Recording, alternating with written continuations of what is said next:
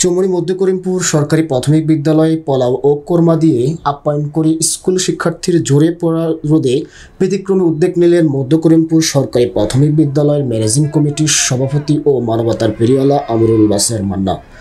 তিনি আমাদের নোয়াখালী জেলা প্রতিনিধি মনির হোসেন সজীবকে বলেন, শিক্ষার্থীর উপস্থিতি বৃদ্ধির লক্ষ্যে সকল শিক্ষার্থীর জন্য দুপুরের খাবার ব্যবস্থা করি এবং সকল কার্যক্রম অব্যাহত থাকবে।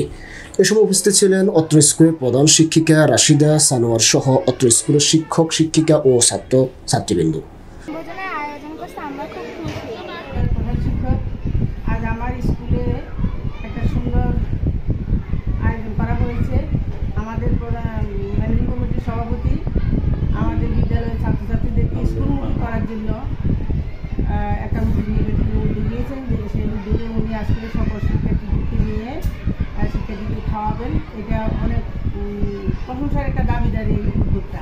বিদ্যালয়ের সভাপতি, ম্যানেজিং কমিটির সভাপতি, আমি চাচ্ছি যে স্কুলে যে ছাত্রছাত্রী আসতেছে না এদেরকে স্কুলে আসার জন্য ব্যতিক্রমী একটা অনুষ্ঠান করতেছি।